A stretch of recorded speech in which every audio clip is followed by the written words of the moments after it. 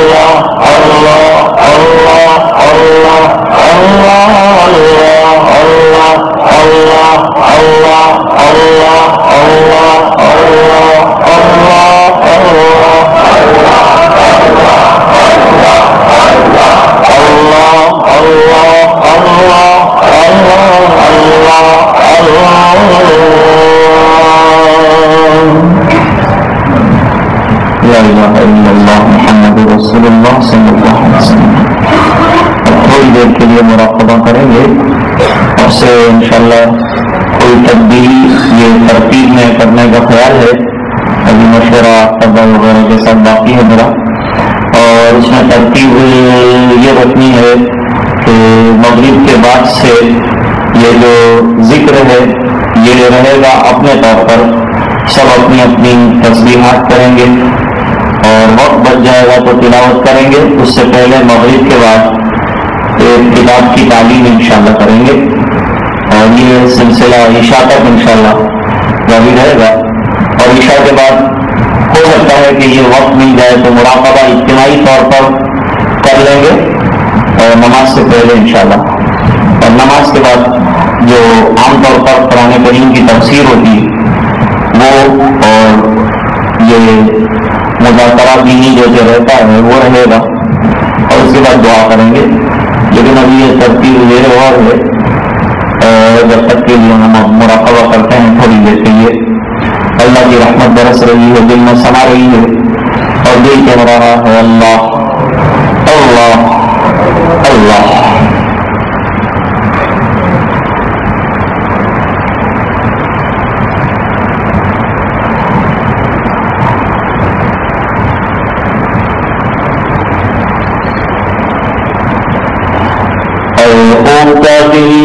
بیدار شو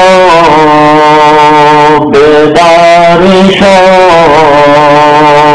بیدار شو. غفلت میں ڈوبے ہوئے دل بن جا, در ذکر حق مشغول شو مشغول شو مشغول شو.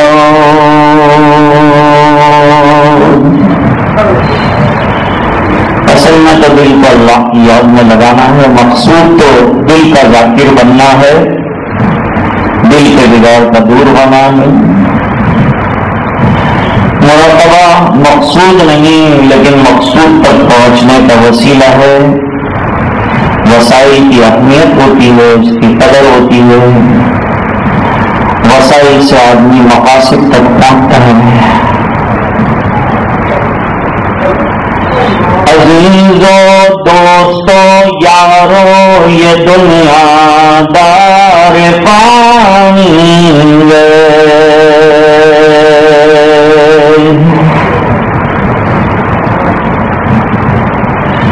دل سے مت لگاؤ تم لحد میں جا بنانی.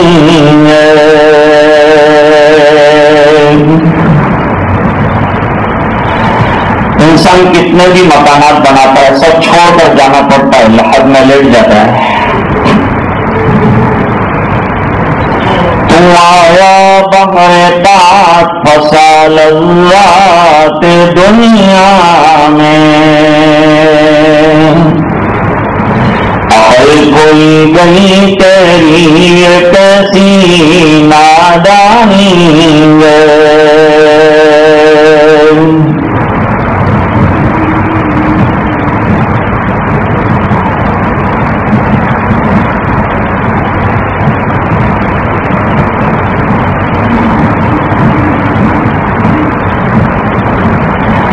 مراقبہ کر رہے ہوں تو یہ بات ضرور سوچنی چاہیے کہ آج اپنے اختیار سے میں نے اپنے جسم کو ساکت کر دیا. ایک دن ایسا آئے گا جب اللہ کا حکم آئے گا, میرا حکم بالکل ساکت ہو جائے گا.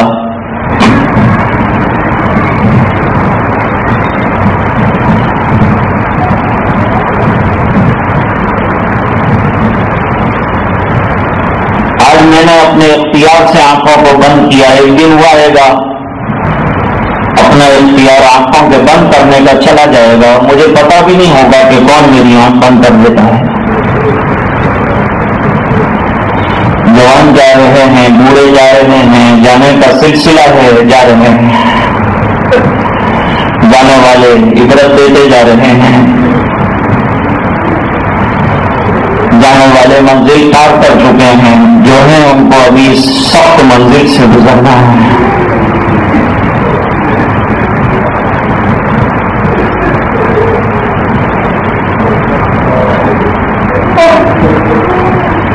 سخت اور دشوار منزل میں معلوم نہیں کیا ہو سکتا ہے.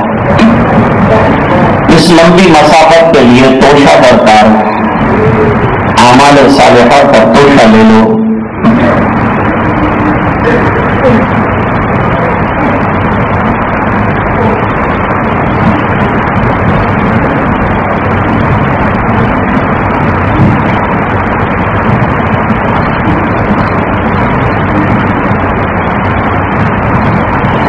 لا الہ الا اللہ محمد رسول اللہ صلی اللہ علیہ وسلم.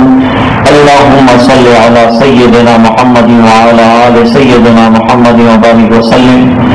اللہم لک الحمد کلہ ولک الملک کلہ ولک الشکر کلہ والیک یرجع الامر کلہ. اللہم حمدا کثیرا طیبا مبارکا فیہ لا احصی ثناء علیک انت کما اثنیت علی نفسک. رب اغفر وارحم وانت خیر الراحمین. آتنا فی الدنیا حسنہ وفی الآخرۃ حسنۃ وقنا عذاب النار وقنا عذاب القبر وقنا عذاب الحشر وقنا عذاب الفقر وقنا عذاب الدین واحشرنا یوم القیامة مع الابرار. ربنا لا تزغ قلوبنا بعد إذ هديتنا وهب لنا من لدنك رحمة إنك أنت الوهاب. اللهم إن قلوبنا ونواصينا وجوارحنا بيدك لم تملكنا منها شيئا فإذا فعلت ذلك بنا فكن أنت ولينا واهدنا إلى سواء السبيل. اللهم آت نفوسنا تقواها وزكها أنت خير من زكاها أنت وليها ومولاها. اللهم طهر قلوبنا من النفاق وأعمالنا من الرياء وألسنتنا من الكذب وأعيننا من الخيانة فإنك تعلم خائنة الأعين وما تخفي الصدور. اللهم احفظنا بالإسلام قائما اللهم احفظنا بالإسلام قاعدا اللهم احفظنا بالإسلام راقدا ولا تشمت بنا عدوا ولا حاسدا. حسبنا الله لديننا حسبنا الله لدنيانا حسبنا الله لمن بغى علينا حسبنا الله لمن قادنا بالسوء. اللهم اشرح صدورنا ونور قلوبنا وزين أخلاقنا وتمم تقصيرنا إليك رب فعبدنا وفي أنفسنا لك فظللنا وفي أعين الناس فأعذنا وعلى صراطك المستقيم فقومنا وعلى أعدائك أعداء الإسلام فانصرنا. اللهم زينا بزينة الإيمان واجعلنا هداة مهتدين. اللهم إنا نسألك دوام العافية اللهم إنا نسألك تمام العافية اللهم إنا نسألك الشكر على العافية اللهم إنا نسألك العافية في الدنيا والآخرة. يا مقلب القلوب ثبت قلوبنا على دينك يا مصرف القلوب صرف قلوبنا إلى طاعتك. اے اللہ ہمارے گناہوں کو معاف فرما. اے اللہ ہماری کوتاہیوں سے درگزر فرما. در در کی ٹھوکریں کھا کر تیرے در پر آئے ہیں اور اللہ آج تیرا نام لینے پر پوری دنیا دشمن بنی ہوئی ہے دشمنی پر تلی ہوئی ہے. اللہ تو ہی کرم کا معاملہ فرما دے. اللہ تو ہی رحم کا معاملہ فرما دے. اللہ تو ہی مغفرت کے فیصلے فرما دے. اللہ تو ہی ہدایت والی زندگی دے دے. اللہ صراط مستقیم پر ہمیں چلا دے. 100% دیندار بنا دے. با اخلاق بنا دے. با حیا بنا دے. اللہ جوانوں کو تو نے جو بھرپور خوبیاں عطا فرمائی ہے اے اللہ ان کی جوانی کی لاج رکھ لے. اللہ ان کی جوانی کو دین کے لیے قبول فرما لے. اللہ دنیا کی ترقیات بھی عطا فرما. دین مقصد ہے مقصد جتنا کرنے والا بنا دے. اے الہ العالمین یہ تیرے دربار میں حاضری قبول کر لے. یہ اللہ اللہ کرنا قبول کر لے. اللہ ہمیں تیرا نام لینا نہیں آتا. اللہ ہمیں ہاتھ پھیلانا نہیں آتا. اللہ ہمیں تجھ سے مانگنا نہیں آتا. لیکن اللہ یہ بدبیوں کے درپور فرما دے. اللہ ہم بڑے بے ادب ہیں. اللہ جو مانگنا چاہیے جس طرح مانگنا چاہیے اس کے آداب سے محروم ہے. لیکن ٹوٹے پھوٹے ہیں گندے ہیں لیکن تیرے بندے ہیں. اللہ کرم کی بھیک دے دے. اللہ رحم کی بھیک دے دے. تو معاف فرما دے تو تیری شان میں کوئی کمی نہیں آتی. لیکن ہم جیسوں کی بگڑی بن جائے گی اللہ بگڑی بنا دے. اللہ امت کے حالات بہت خراب ہیں. تیرے سامنے تمام احوال ہیں. پٹ رہے ہیں لٹ رہے ہیں مر رہے ہیں کٹ رہے ہیں. اے اللہ خون کی ندیاں بہائی جا رہی ہیں. گاجر مل کی طرح کاٹے جا رہے ہیں. حیوانوں سے زیادہ انسانوں کو سستا کر دیا گیا. الہ العالمین ان کے خون کا کوئی ویلیو نہ رہا، اے اللہ لیکن تو کرم فرما دے، اللہ رحم فرما دے، اپنے دروازے سے نکال نہ دے، اللہ رحمتوں کی بیج دے دے، اللہ ہمارے بگاڑ سدھار میں تبدیل کر دے، سیئات کو حسنات سے مبدل فرما دے، اے اللہ مغفرت کے فیصلے فرما دے، ذاکرانہ اور شاکرانہ زندگی دے دے، اللہ سرکار کی ایک ایک سنت کا عشق دے دے، اللہ ہمیں بااخلاق بنا دے، اللہ بد اخلاقیوں سے حفاظت فرما دے، اللہ تیرا نام لینے کے لیے ہم جمع ہو گئے، اللہ یہ جمع ہونے کو قبول فرما دے، اللہ اس کی لغزشوں کو درگزر فرما دے، اس کی کوتاہیوں کو درگزر فرما دے، اللہ دلوں کو نور معرفت سے چمکا دے، سلسلوں کے فیض عطا فرما دے، زندہ مشاہد کی عمروں میں برکتیں عطا فرما، جو چلے گئے ان کے مراتب کو بلند فرما، جنت میں اعلیٰ مقام عطا فرما، جو بیمار ہیں انہیں شفا عطا فرما،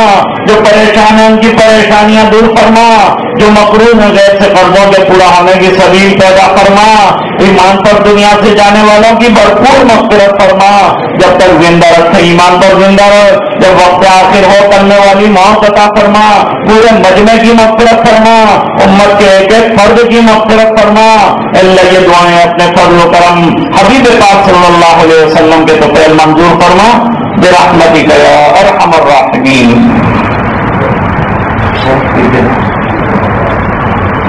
سلام قرآن انشاءاللہ پیر کے روز عشاء کے بعد یہ مجلس منعقد ہوگی۔